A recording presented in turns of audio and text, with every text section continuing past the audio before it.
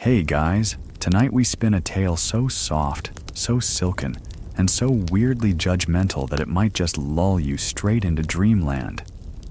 You'll find yourself standing in the sun-washed streets of ancient Lydia, where looms clack like lazy metronomes, and the smell of sheep's wool floats through the air with every warm gust. This isn't the Greece of mighty battles or thunder-hurling gods. It's the Greece of daily drudgery, of delicate cloth, and of daughters with calloused fingertips. You're here for a reason, not to fight, not to rule, just to watch one clever, stubborn girl get very, very good at something, and very, very bad at keeping her mouth shut about it. So, before you get comfortable, take a moment to like the video and subscribe. But only if you genuinely enjoy what I do here.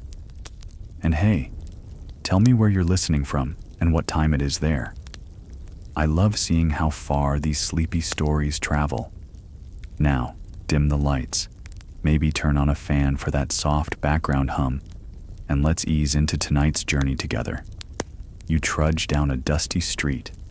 The sun leans on the horizon, casting the town in that rich, burnt honey light that makes even donkey carts look poetic. This is Colophon, or somewhere near it, one of those ancient towns so old that historians still argue whether it really existed as written, or if it just floated into legend like so many Greek names do.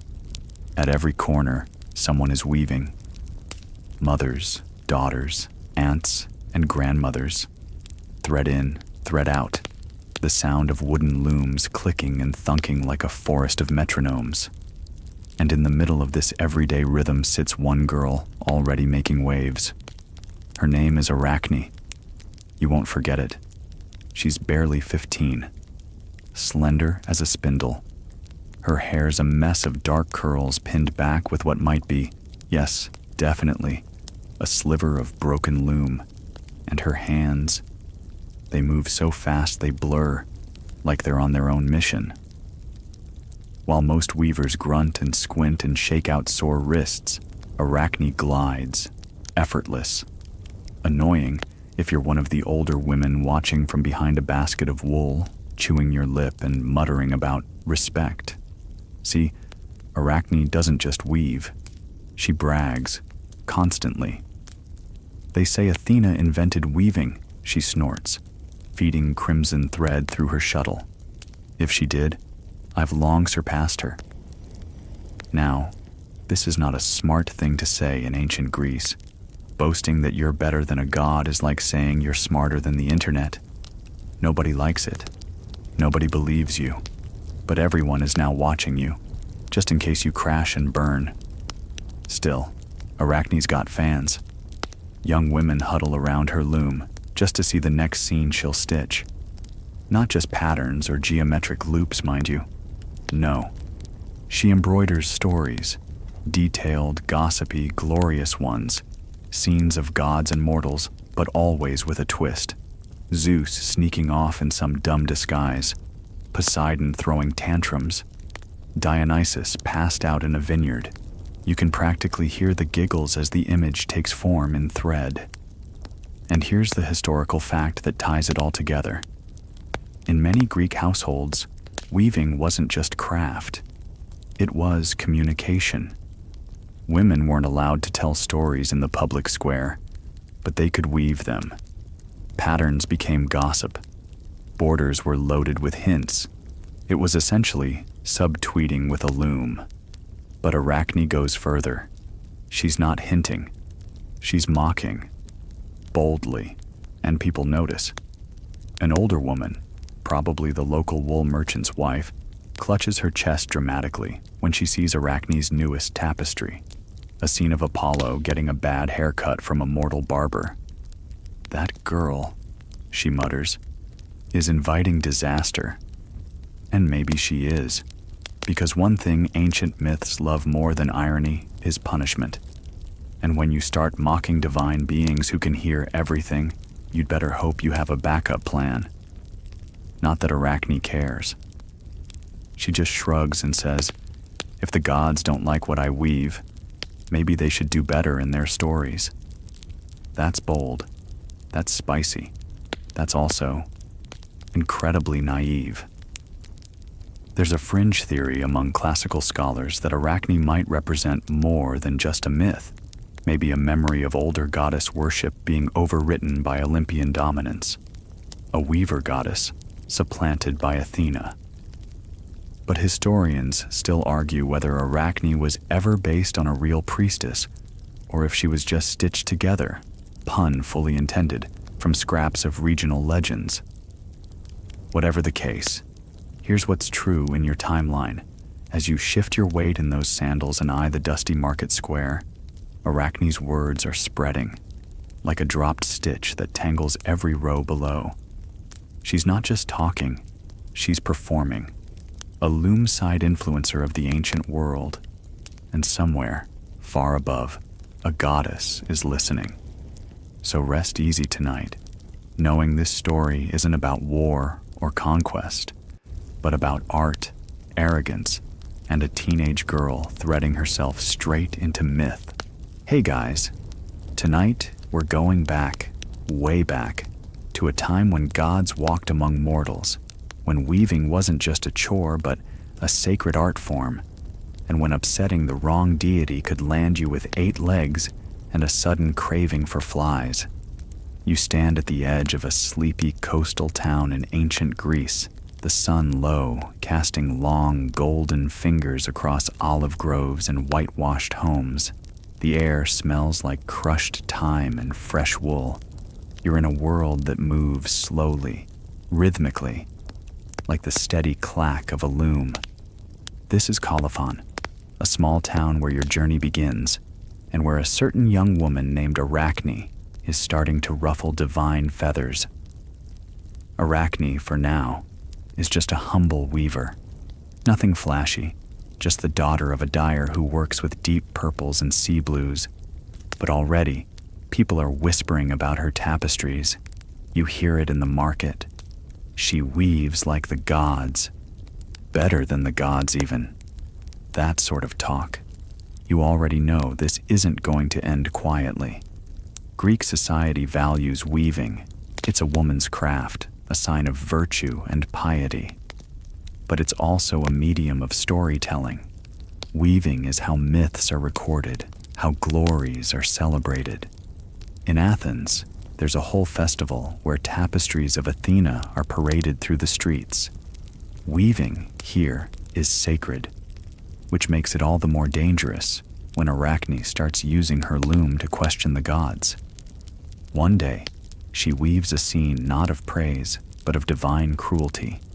Zeus in his many disguises, tricking mortal women. The townsfolk are scandalized. Some stop watching. Others can't look away. You're standing near her doorway as an old woman, hooded, stooped, approaches. She warns Arachne, "Don't challenge the gods. Apologize, show humility." Arachne lifts her chin and smirks. The old woman sighs, and then straightens. Her robe falls away to reveal polished bronze armor, gleaming in the half-light. Athena has arrived. So, before you get comfortable, take a moment to like the video and subscribe, but only if you genuinely enjoy what I do here. And hey, while you're settling in, let me know in the comments where you're listening from and what time it is. Always love seeing where in the world you all drift off. Now, dim the lights. Maybe turn on a fan for that soft background hum, and let's ease into tonight's journey together. Athena doesn't yell. She doesn't rage. She simply says, "Let us have a contest." And like that, the room fills with soft, otherworldly light. The walls seem to pulse. You feel it in your chest, the kind of tension that means something big is about to be stitched into fate itself. Historians still argue whether this myth is rooted in an older Anatolian spider goddess tradition, or if it's purely an Athenian cautionary tale. Either way, this moment, 2 looms, 2 women, 1 divine, 1 mortal, has been inked into scrolls, and stitched into tapestries for millennia. And here's a quirky detail for you. Some early Greek vases show Athena not with an owl, but with a spider-shaped emblem. Coincidence? Maybe. Or maybe her rivalry with Arachne was deeper than we think. As the thread is drawn taut and the shuttle glides, you know, this isn't just a contest of skill. It's a battle of worldviews. You're sitting cross-legged on a woven reed mat, watching as Athena and Arachne each stretch flawless white wool across their looms. The silence is thick. The only sounds are the rhythmic swish of thread, the gentle crackle of the hearth, and your own breath slowing to match the pace of weaving. Athena's style is precise, military, almost. Her fingers move like strategy, as if she's placing pieces on a chessboard. She begins with bold, geometric borders, olive branches, lightning bolts, the owl motif she's so fond of. At the center, she starts to depict her victory over Poseidon for control of Athens, classic Athena PR. Arachne, meanwhile, is a storm in a teacup. Her hands flutter like butterflies, yet the threads obey her with uncanny obedience. No sketches, no hesitation. She's weaving gods, misbehaving ones. There's Zeus, transformed into a swan, seducing Leda. There's Apollo chasing Daphne, whose fingers become leaves as she escapes. The craftsmanship is divine. The subject matter, dicey. You notice Athena's expression tightening. This isn't a contest anymore. It's an accusation. Now, weaving contests weren't actually unheard of in ancient Greece. There were Panathenaic festivals where elite women showcased their skills for all to see. But never like this. Never mortal versus deity, live and unsupervised.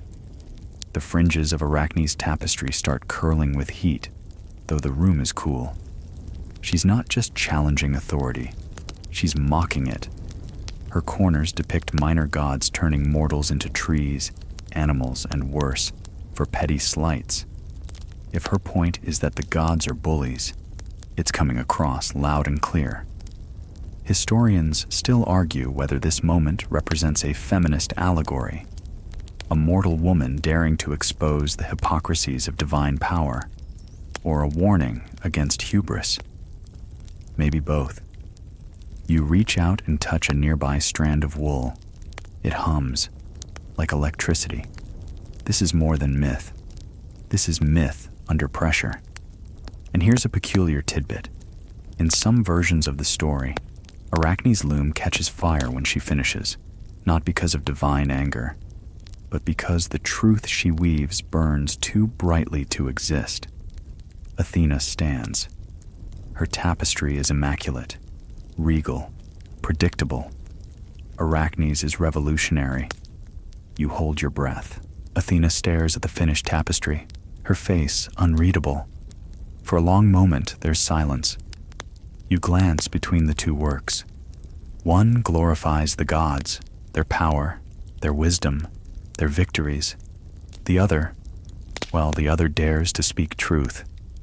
Painful, embarrassing truth. And the room feels heavier because of it. Arachne stands there, hands at her sides, breathing a little harder now. Not from fear, more like she's finally released something she's been holding in for years. A lifetime of watching injustice get called divine will, of watching mortals suffer while the gods watched with amusement. You can almost hear her unspoken thought. Someone had to say it. Athena walks slowly over to Arachne's tapestry. Her fingers glide across the threads. You expect her to tear it down. Instead, she murmurs, "Flawless. Too flawless." And then comes a moment no one saw coming. She raises her hand, not in praise, but in transformation. Arachne gasps, clutching at her sides. Her spine bends. Her arms twist. In seconds, she's no longer a girl. She's legs, all legs. a small, trembling creature with the same golden thread still glinting in her new, many-eyed gaze. A spider. That's it. No trial, no warning, no thunderbolt. Historians still argue whether this was mercy or punishment. Athena didn't smite her. She gave her the form to keep weaving, forever. But she also made her a creature of corners and shadows, of fear. In one early Roman version of the myth, it said Athena softened. Seeing Arachne attempt to hang herself in shame, she changed her not out of wrath, but out of pity, so that her gift wouldn't be lost. That version's gentler. But Greek myths rarely go soft. You watch as the spider, still faintly glowing, scuttles up to the rafters. She spins a thread thinner than hair, but stronger than steel. Even now she's creating, telling stories, secret ones. Here's your fringe detail. The Greek word for spider, Arachne, directly comes from this myth. It's why arachnophobia is the fear of spiders, and why every biology textbook nods, quietly, to a weaver who once challenged a god. A single glowing strand of silk dangles in the moonlight. Athena walks away, and you're left in a room filled with tapestries, silence, and one lesson stitched deep into the fabric of legend. Challenge power carefully. You wake the next morning in the quiet village where Arachne once lived, though now no one speaks her name aloud.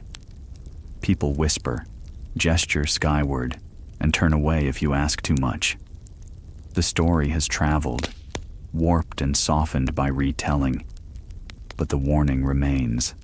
Weaving, once seen as a domestic craft, now holds a hushed reverence. Every loom has a spiderweb tucked into its corners, left untouched. They call it superstition, but you sense it's more, a silent respect. And here's a historical tidbit. Ancient Greek women often wove stories into their cloth, literal myths told in thread. It wasn't just practical, it was storytelling, lineage, protest. The warp and weft held more than cotton or wool. They held history. Even today, fragments of these fabrics are found in ruins. Some depict gods, others battles, but occasionally there's an unfamiliar motif. A woman at a loom, surrounded by animals, or by strange shapes with 8 legs. No one knows exactly where Arachne's original tapestry went. Some believe Athena burned it. Others think she tucked it into the folds of Olympus itself, ashamed of how much truth it held. In modern Anatolia, once ancient Lydia, locals still pass down a folk tale about the Spider Queen. They say she watches over skilled weavers and punishes those who lie in their craft. Historians still debate whether this oral tradition stems directly from Arachne's myth or emerged independently. The timing is close enough to raise eyebrows, yet vague enough to remain forever mysterious. And that's how myths live. Part truth, part cautionary tale, part bedtime story to keep restless hands busy. You pull your own blanket closer, imagining the threads were spun by a spider who once dared to defy a goddess. Your dreams are warm, tangled in silk. You leave the hushed village and follow a dusty path toward the hills, where the myth says Arachne once set up her final loom.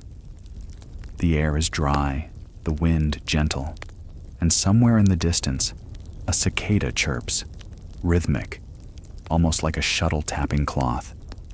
There's a rhythm to nature you never noticed before. Maybe that's what the weavers always knew. As you walk, you wonder about the girl behind the myth. Arachne wasn't noble-born. She wasn't the daughter of a god. She was, by most accounts, a mortal from humble roots. And yet, her hands could move with divine precision. Her tapestries shimmered with life, so much so that people believed she must have been taught by Athena herself. But she denied it, openly, loudly. To deny a goddess credit? In ancient Greece, that wasn't just pride. That was hubris. Still, you try to picture her, Young, maybe no older than you are now, fingers calloused from the loom, eyes tired from hours of concentration. Proud, but not arrogant, just sure of her own hands. Who wouldn't be, after creating something no one else could match? Ancient sources say she even held public demonstrations. Crowds would gather to watch her weave, sometimes just to see how fast she could thread a needle, sometimes to witness entire stories bloom across fabric like magic. Here's a historical nugget for you. In some towns, especially in Ionia, female artisans were actually granted special privileges. A select few, like Arachne, could earn coin and acclaim without marrying into status. Unusual for the time, and maybe a reason why Athena took notice. But scholars still argue whether Arachne ever truly insulted the goddess, or if her only crime was being too good at what she did. Did she boast? Or was her existence itself a challenge to divine pride? Even the ancient poets disagree. Ovid painted her as bold and tragic. Later scribes softened the tale, making her more repentant, more palatable to audiences uncomfortable with a mortal outshining a deity. Regardless, the outcome remained the same. The challenge was accepted. As twilight falls across the hillside, you feel something change in the wind. A tension, like threads tightening on a loom. The story is about to turn, and you, well, you're standing right in the middle of it. You blink, and suddenly, you're not on the hillside anymore. You're inside a vast hall of marble and gold, unmistakably Olympus. But it's not loud or glowing with celestial power. It's quiet, almost eerily so. Columns stretch into the mist above, and at the center of the room stands a lone figure. Athena. You know it's her, not because of her armor or her owl perched at her shoulder, but because of how still everything becomes. Time slows in her presence. Even your breath seems hesitant. She's not angry, not yet. She's curious. And curious gods are dangerous gods. This is the moment the myths describe, when Athena first hears whispers of the mortal girl who dares to challenge her in the one craft she claims mastery over. Weaving isn't just a hobby for Athena. It's an extension of her essence. She's not the goddess of war only. She's the goddess of wisdom, strategy, and yes, the loom. Athena doesn't storm into Arachne's workshop immediately. No, the gods are rarely so direct.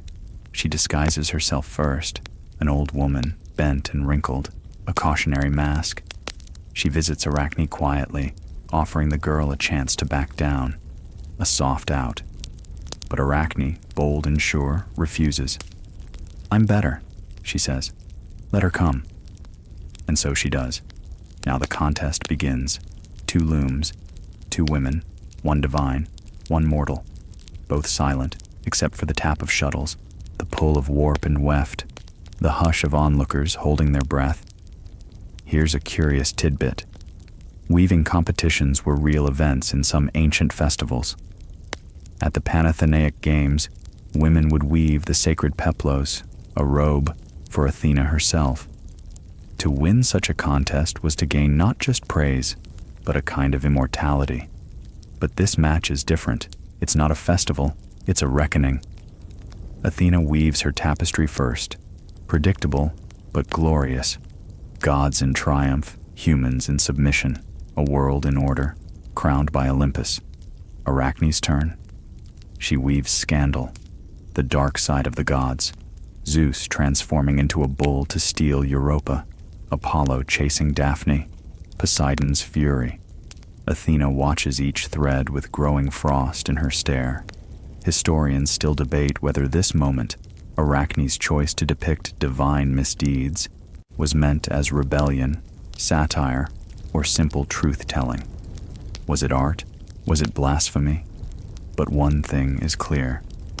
When the last thread is tied, even Athena cannot deny the work is flawless. And that, perhaps, is the real offense. You sit perfectly still, barely breathing, as Athena rises from her place beside the loom. The silence in the room is no longer peaceful. It thrums with tension, like the moment before a thunderclap.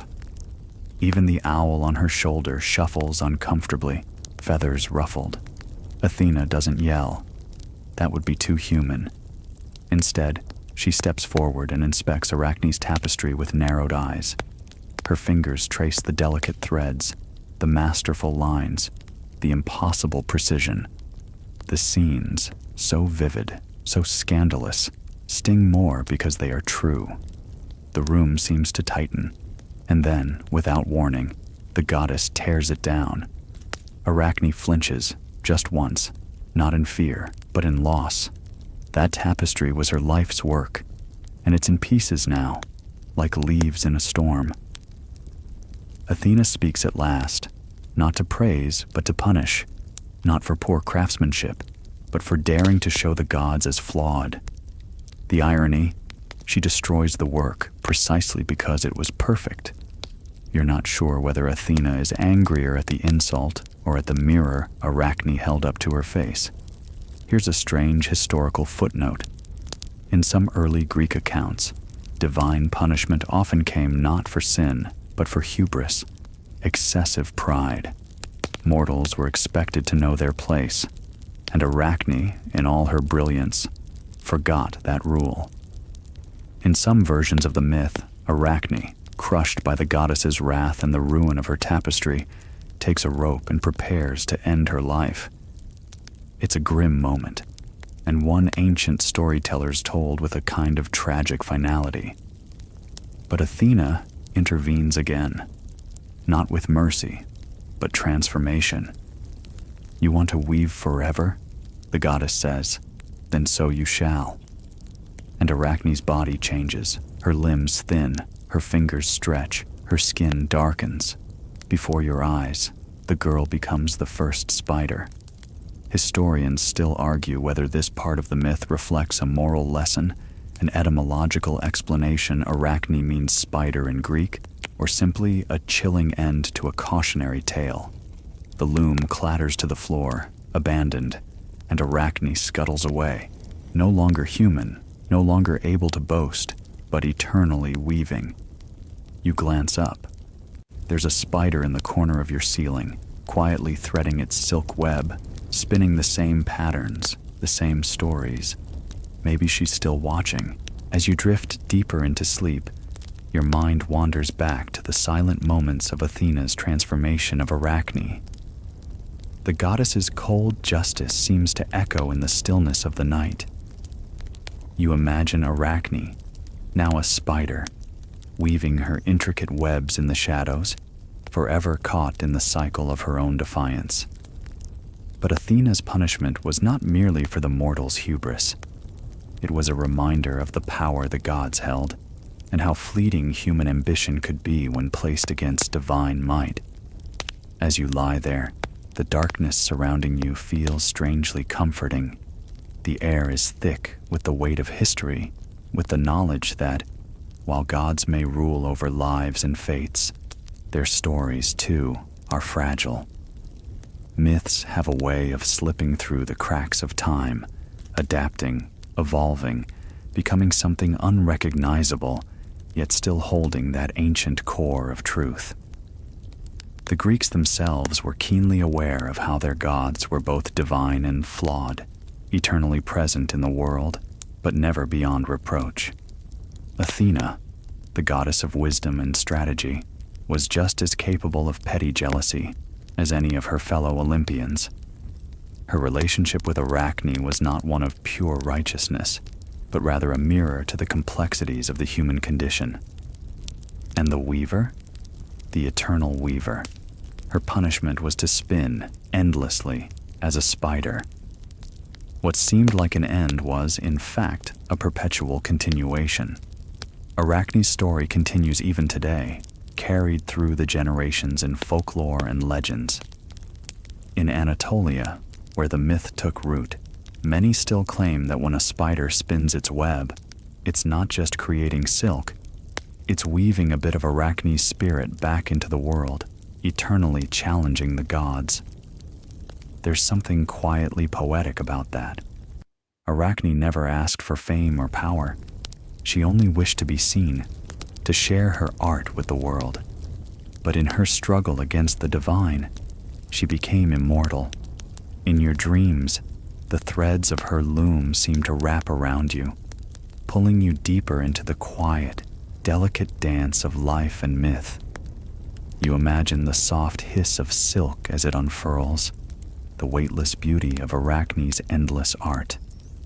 Perhaps you too are caught in her web, spun not by spider's thread, but by the stories that weave us all together.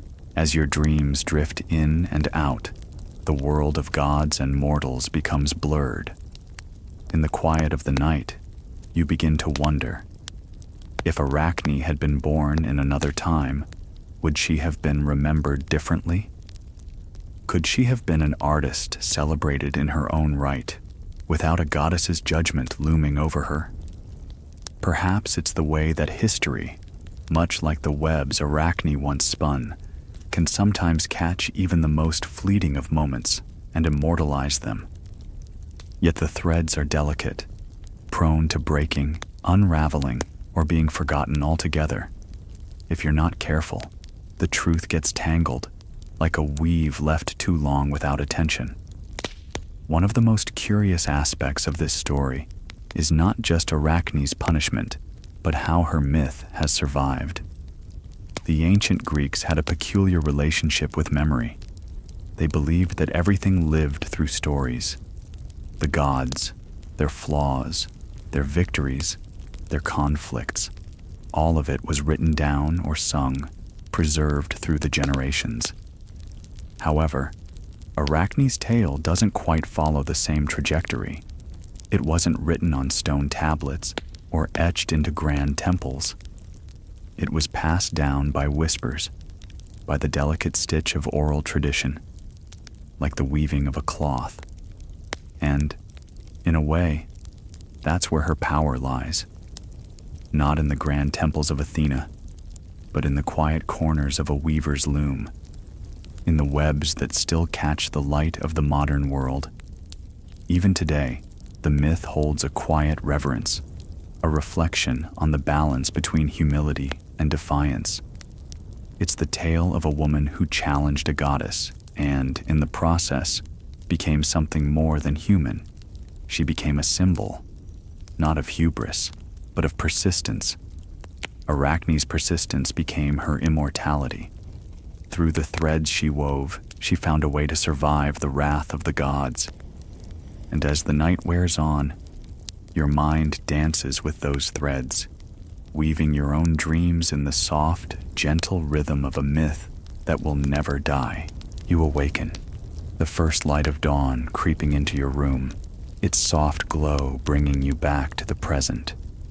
The world around you is peaceful, yet there's an odd stillness in the air, as though something ancient is quietly watching, just beyond your perception. A subtle reminder that myths like Arachne's are never truly gone. They linger, dormant, waiting for the right moment to resurface. The story of Arachne has evolved over time, but the underlying lesson remains. It's about the tension between skill and pride, between the desire to prove oneself and the danger of challenging the gods. Some view Arachne as a tragic figure, her punishment an example of divine retribution. Others see her as a hero, a victim of a goddess who felt threatened by mortal creativity. But what if the truth lies somewhere in between? What if Arachne was neither purely a martyr nor purely a villain? Perhaps she was simply a woman who refused to accept the boundaries imposed upon her, a weaver who spun threads, not just of silk, but of defiance. She became a reminder that sometimes, in order to make a mark on the world, you must risk everything. Historians still argue about whether Arachne's myth was intended to be a warning or an inspiration. Some believe the Greeks used her story to reinforce the importance of humility, a lesson passed down through generations. Others suggest that Arachne represents the human spirit's resilience, the desire to create, to push beyond limits, to reach for something higher. And yet, there's still that lingering question. Was she punished for her hubris? Or did she pay the price for the jealousy of a goddess who couldn't tolerate a mortal's talent? No matter the interpretation, Arachne's legacy endures. Not in the form of temples or statues, but in the very act of creation. Her name lives on in the patterns of cloth and the quiet hum of looms across the centuries. Even in the modern world, we recognize the power of craftsmanship, the way a well-woven piece of art can speak louder than words. As the morning light grows brighter, you find yourself reflecting on how the ancient myths, though rooted in a world of gods and monsters, still manage to weave themselves into the fabric of our daily lives. They shape our values, our fears, and even our dreams. The story of Arachne, like all myths, reminds us that nothing is ever truly forgotten. The threads of the past will always find a way to re-emerge. The day unfolds gently, and as you go about your routine, the whispers of Arachne's tale linger, like the faint hum of a loom in the background of your thoughts.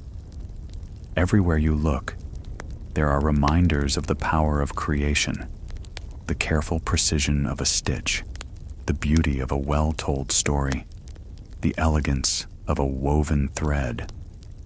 You realize that, in many ways, the myth of Arachne never really left us. It's embedded in our every act of artistry, our every attempt to create something new. It's easy to forget that the stories we hear today, whether they are told through film, song, or literature, are themselves a form of weaving. We too are constantly building narratives, stitching together ideas and emotions to create something that will leave a mark. Like Arachne, we risk vulnerability every time we expose our creations to the world, hoping that they will be respected, even if the gods or society may look down upon us. Yet there's something comforting in knowing that Arachne's challenge against Athena, though it resulted in tragedy, was not entirely in vain.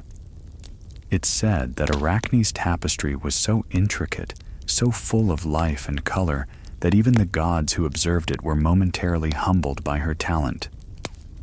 There's a quiet rebellion in that, an unspoken acknowledgement that perhaps mortals can exceed the gods, if only for a fleeting moment.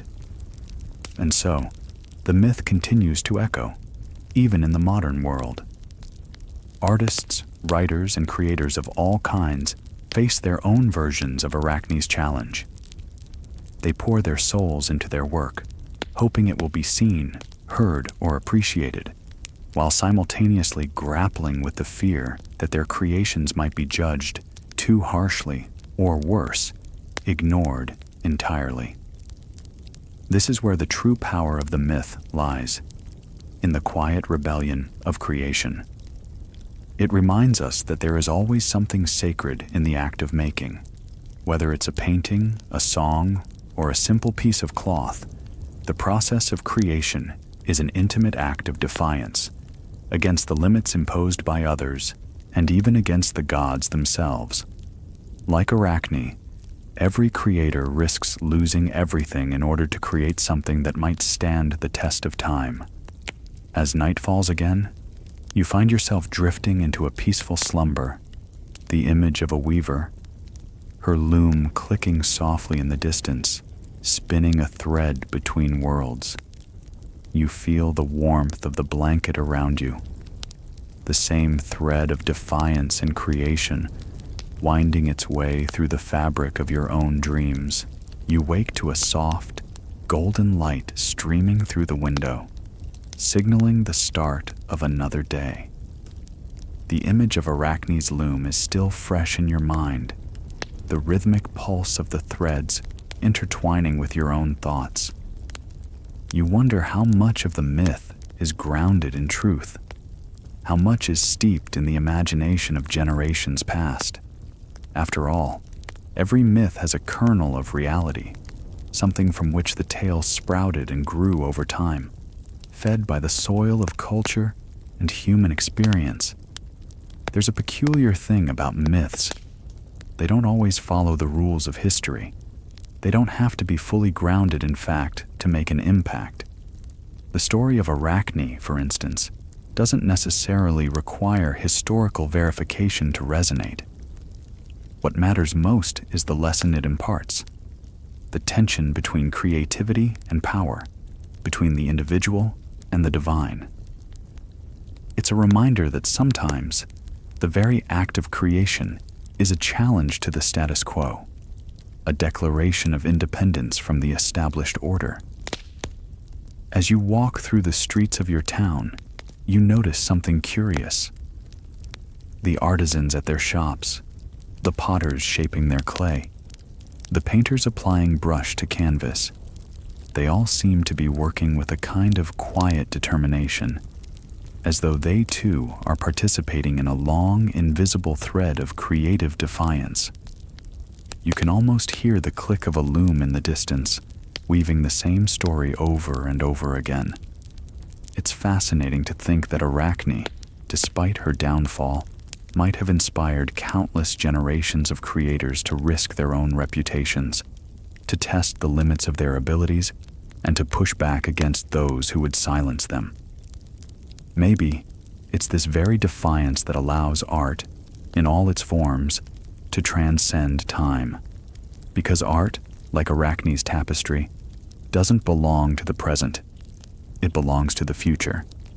It is a conversation that spans across ages, one that will continue long after the original creators are gone.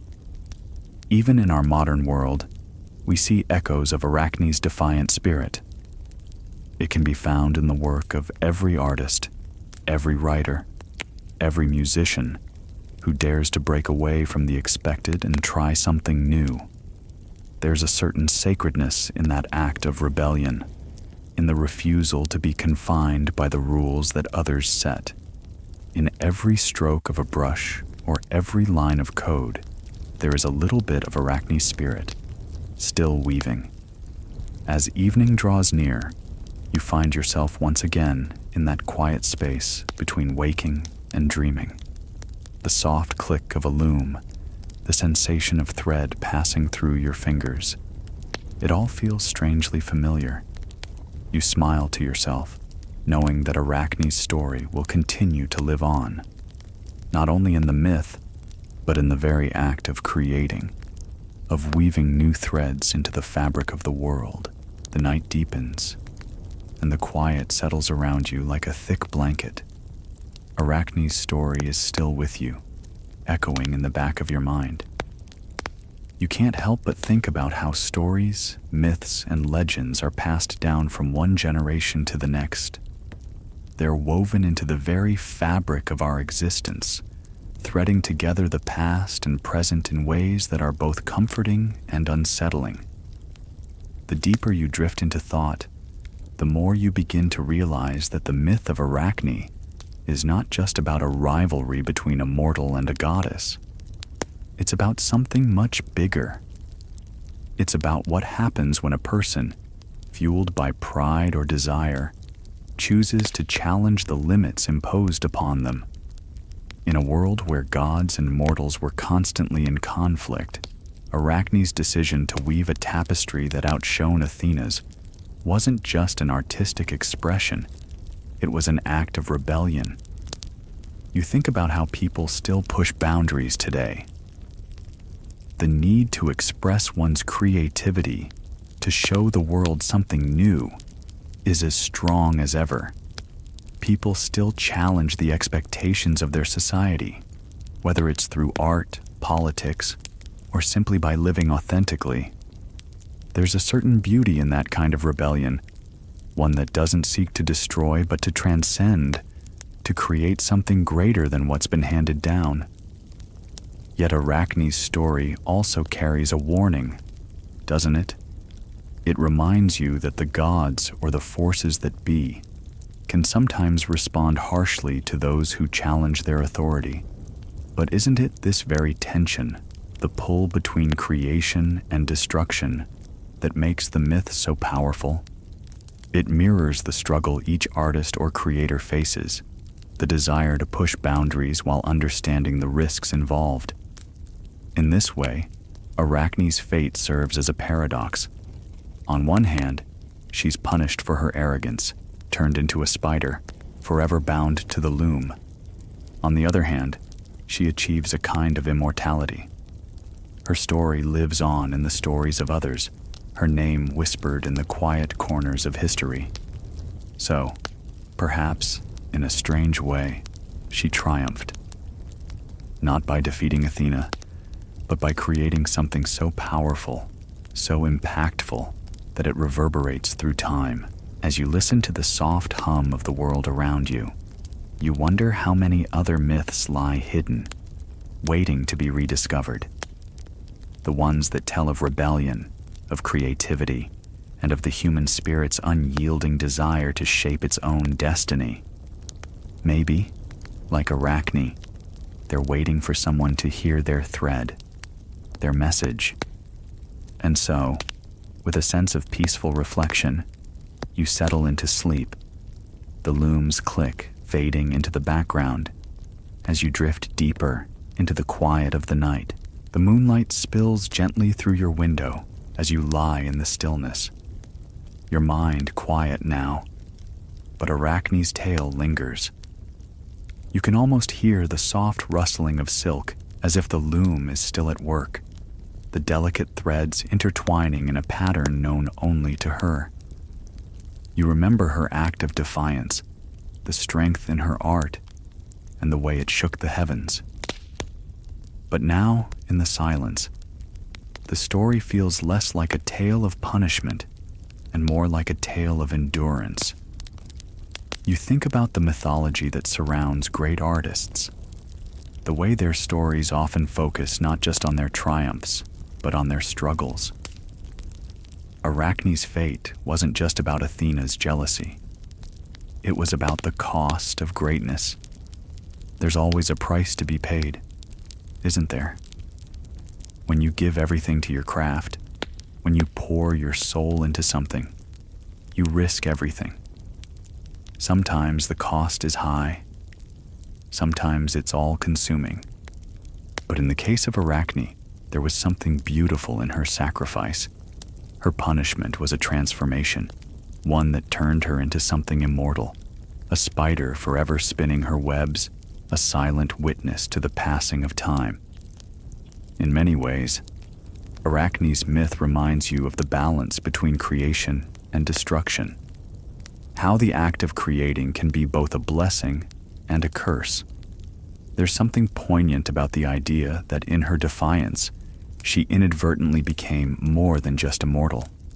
She became a symbol of how the pursuit of perfection, of mastery, often leads to an inevitable reckoning, but also how it can leave behind something lasting, something beautiful, something that will survive long after the creator is gone. As your thoughts drift back to the present, you start to consider how myths like Arachne's offer us more than just stories. They offer us lessons, warnings, and reminders about what it means to be human. They remind us that there's value in pushing boundaries, in creating something new, but also that with that comes the weight of consequences. You may never know the full truth of Arachne's fate. Maybe her tapestry was destroyed, or perhaps it lives on in some forgotten corner of the world. Maybe her transformation into a spider was a curse or a blessing. Maybe both. But what's clear is that her story will continue to weave its way through the fabric of history in one form or another for as long as we continue to tell it. And so, as your eyes grow heavier and your breathing steadies, you find comfort in the quiet, knowing that some stories, like Arachne's, never truly end. They simply live on, waiting for someone to listen, waiting for someone to hear the hum of the loom and follow the thread wherever it leads. The warmth of sleep begins to settle in, but before it pulls you completely under, a final thought lingers. What do we truly take from these ancient myths? You've spent hours following Arachne's journey, feeling the pulse of her defiance, her punishment, her transformation.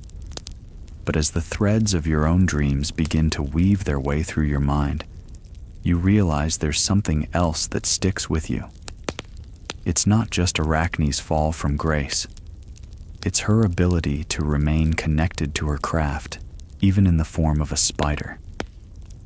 Her story teaches us that even when life takes unexpected turns, even when punishment seems cruel or unfair, there's an unbreakable thread that runs through us. The need to create, to tell stories, to leave behind something that lasts. As your mind drifts deeper into the peaceful embrace of slumber, you imagine Arachne, somewhere in the quiet corners of the world, still weaving her delicate webs. The moonlight touches her work, and you feel an odd connection to her, not through her curse, but through the sheer act of creating something from nothing. You too, in your own way, are weaving a story as you listen to this one unfold. The lives of those who came before us may be long gone, but their stories stay with us, passed down, woven into the fabric of our lives.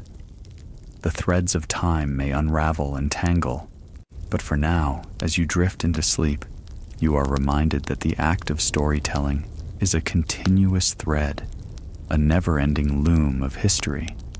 You close your eyes, letting the weight of the day fade away, the warmth of your blanket around you, and Arachne's story resting quietly in your mind.